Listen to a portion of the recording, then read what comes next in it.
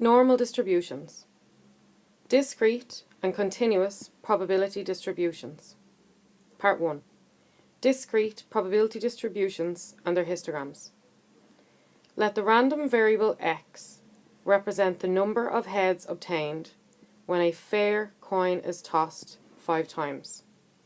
Then x is equal to 0, 1, 2, 3, 4, or 5. And so is a discrete random variable. So discrete data is data that must take a certain value. So for example, you cannot land on heads 4.5 times or 3.25 times and so on. You can only land on heads 0, 1, 2, 3, 4 or 5 times if you're tossing the coin 5 times.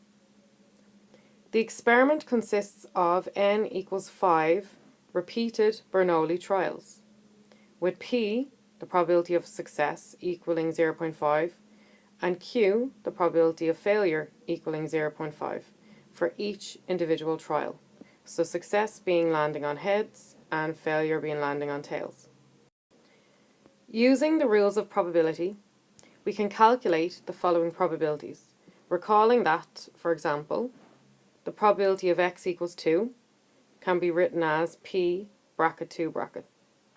Then, the probability of x equaling 0 is 1 over 32.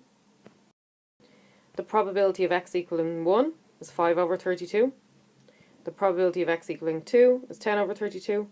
The probability of x equaling 3 is 10 over 32. The probability of x equaling 4 is 5 over 32. And the probability of x equaling 5 is 1 over 32. We can illustrate this so-called discrete probability distribution by a histogram called a probability histogram, which is shown below. Well, it's actually shown above. So we can see that our x values go from 0 to 5. And again, the probability of x equaling 0 was 1 over 32. So that's 1 over 32 on our y-axis. And our y-axis goes up as far as 10 over 32. And the probability of x equaling 1 was 5 over 32. And so on. And notice that our histogram is perfectly symmetrical.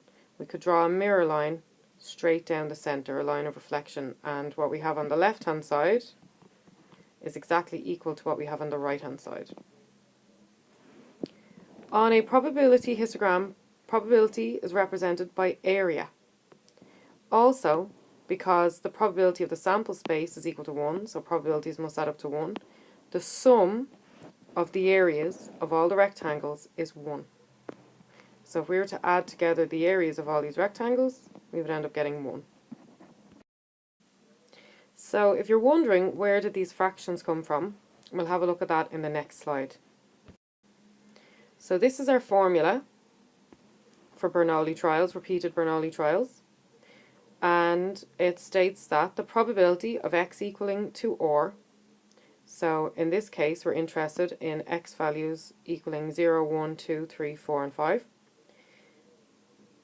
We have n choose or times p, which stands for success, to the power of or, times q, which stands for failure, to the power of n minus or.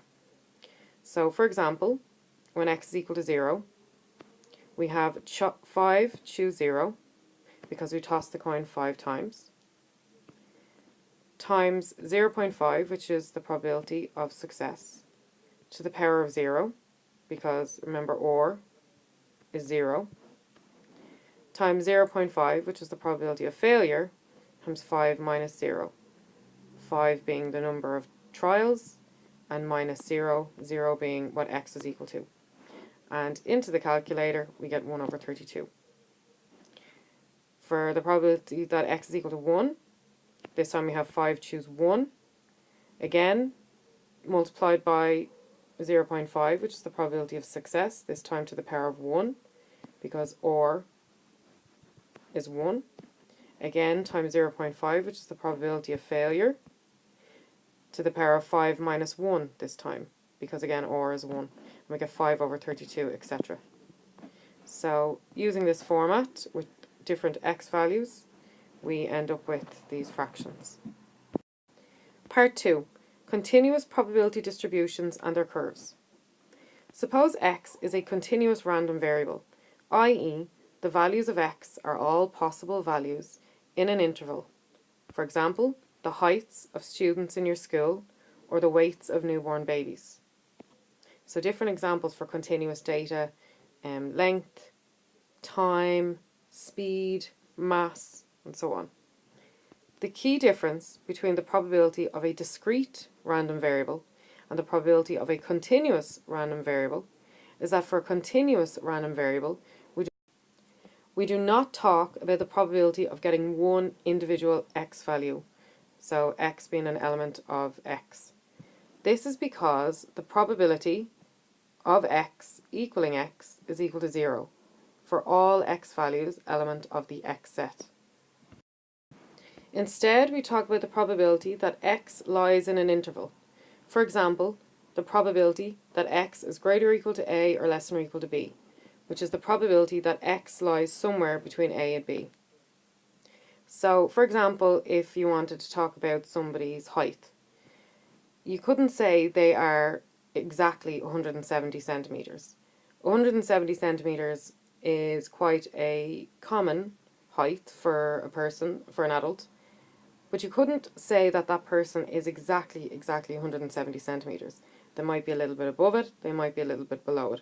So that's why we deal with intervals, somewhere in between A and B. Part 2. Continuous probability distributions and their curves. To represent a continuous probability distribution graphically, we draw the graph of a function y equals f of x, which is called the probability density function. It is important to realise that this function is not the probability itself. Rather, if we consider the curve y equals f of x, then the probability is the area between this curve and the x-axis. In the diagram below, the shaded area in green represents the probability that x is greater or equal to a or less than or equal to b, i.e. the probability that x is greater or equal to a, less than or equal to b, is equal to the integral between a and b of f of x dx.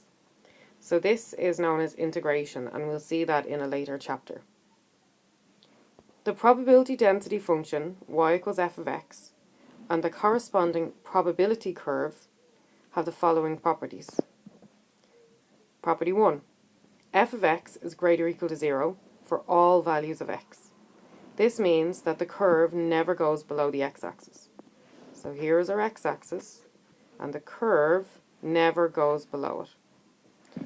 And property 2, because the probability of the sample space is equal to 1, where S is the sample space, the area under the entire curve is 1. So here's our curve, so the area underneath it must add up to 1.